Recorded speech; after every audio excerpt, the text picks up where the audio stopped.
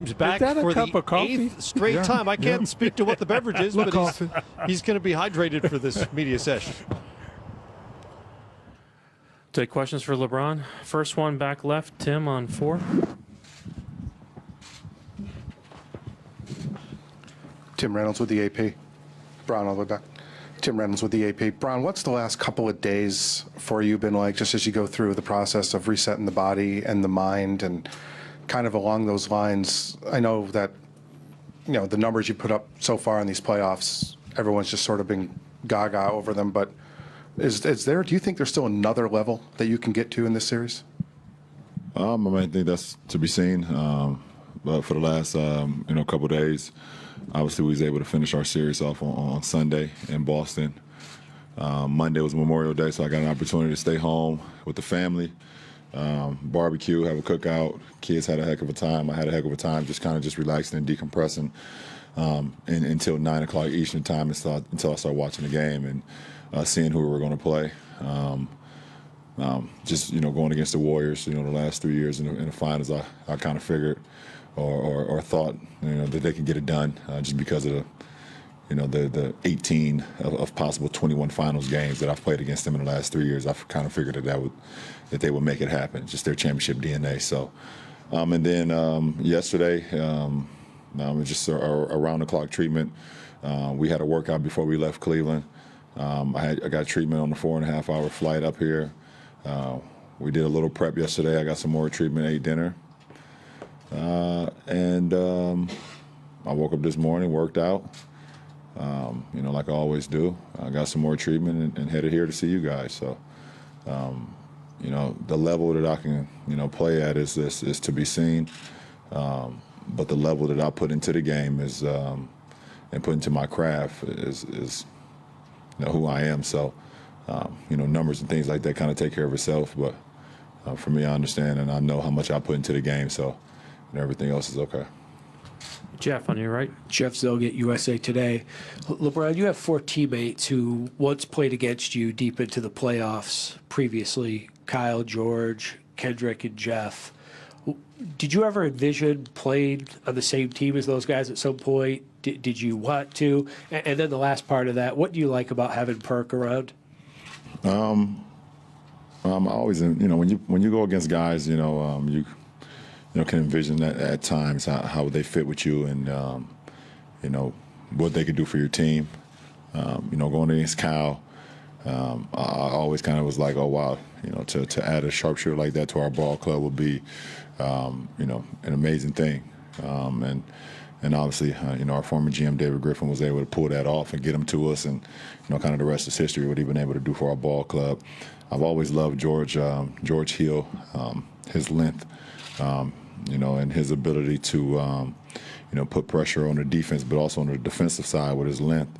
I've always kind of seen that, obviously, with the battles that, we had with Indiana and going deep into the playoffs. Me and Perk, we've been playing against each other and with each other since high school. We played on a few, AAU circuits together when we played actually for the Oakland Soldiers out here. We played on the same team.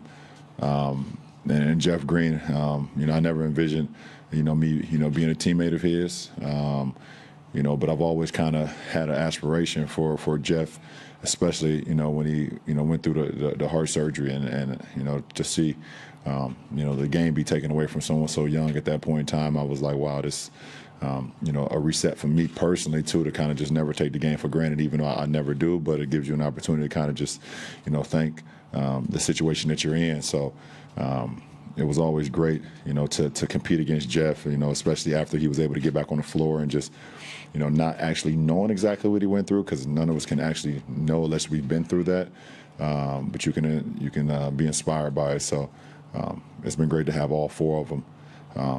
To answer your last question, Perk's his leadership, his championship, not only pride, but his championship manner every day. He just brings a championship guy around every single day. And obviously, if you guys are out here, you guys hear from the Warriors all the time about what it means to be a championship person and to breathe and to talk and to speak that every single day. So for a lot of our guys that's kind of, went on to other teams or not a part of our team this year, It's great to have another championship guy in our locker room that can kind of, give some of the guys that's never been a part of it, some words of encouragement or some words of advice or what it takes to breathe a championship, mindset every single day. So he's been, he's been instrumental to us since we got him back at the start of the postseason. Al on the left over here. Hi, LeBron. El Sarasovic, San Francisco Chronicle. Is it good for the NBA to have the same two teams in the finals 4 years in a row?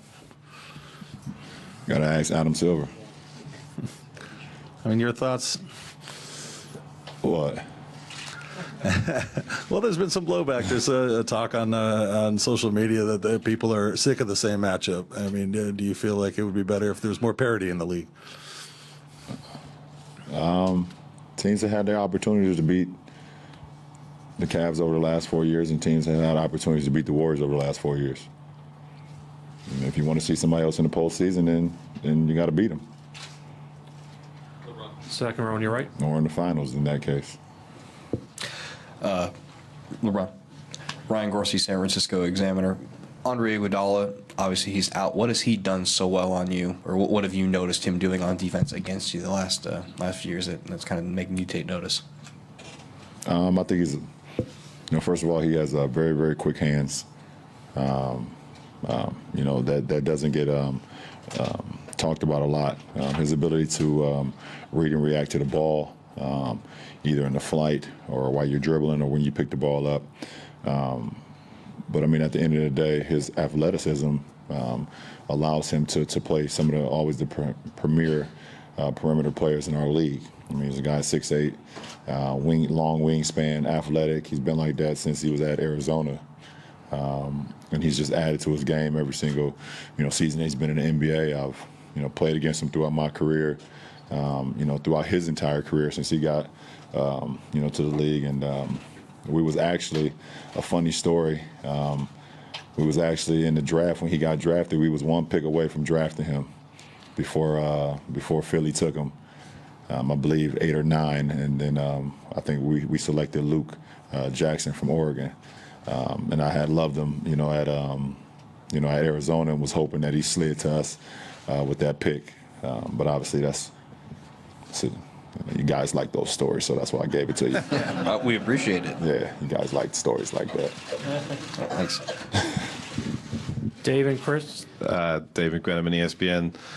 LeBron, Thursday is going to be the 101st game you've played in this regular season plus the postseason, the most you've ever done in that span of time.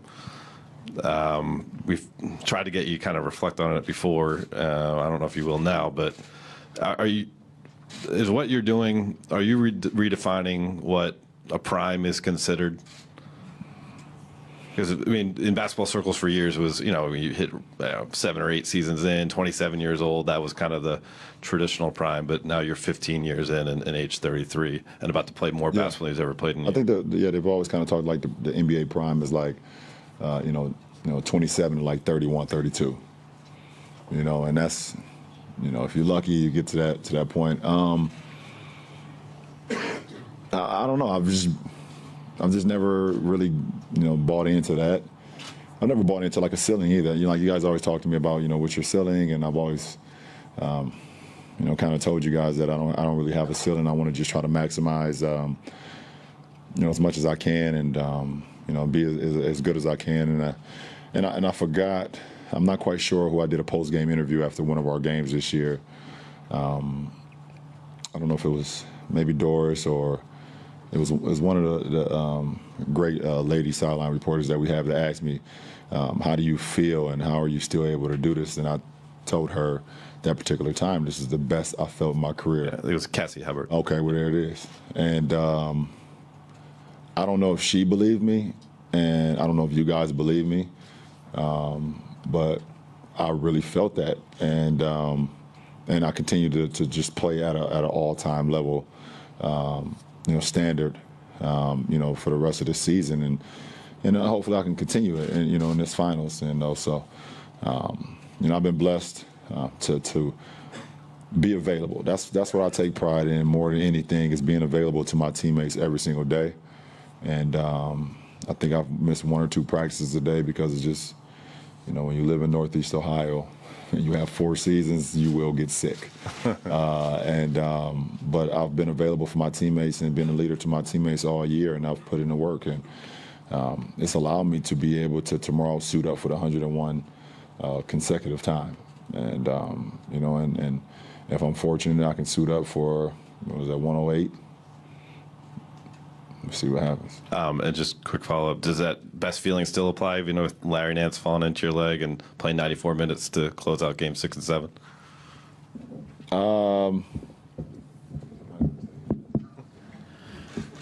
Chris, last one on the left. Chris Haynes, ESPN. Brock, a few years back, you used to talk about certain teams or certain players having cliff notes, will probably be cliff notes when your career is said and done and your possible book or whatnot.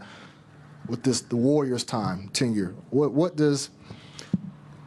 impactful or meaningful is this, I guess, series of rivalry with you and your career? How do you view them?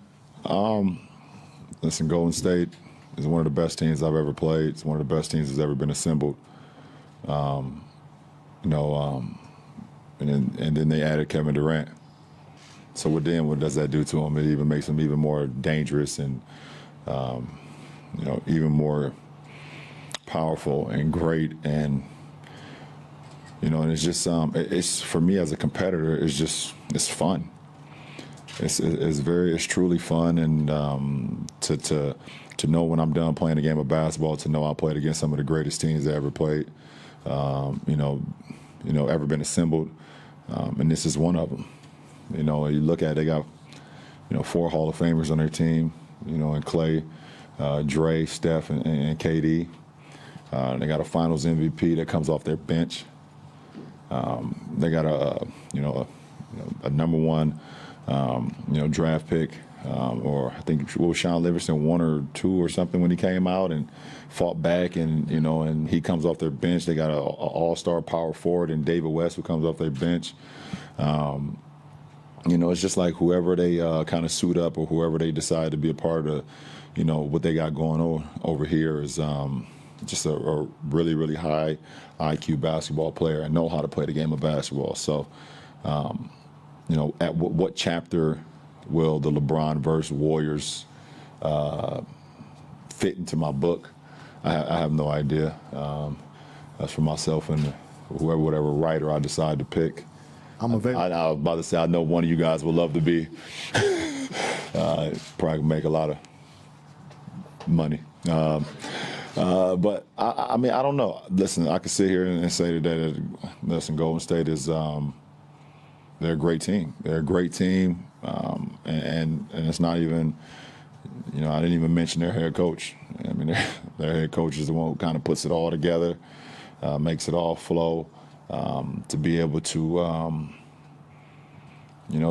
put, egos in the right, position and spot on the floor where everybody feels, good about the outcome and things of that nature. That's when it comes to team sports, that's something that you hope that you could be a part of, where you got great guys that not only have great talent, but also practice the way exactly how you're supposed to practice it, then go on a game and play it that way.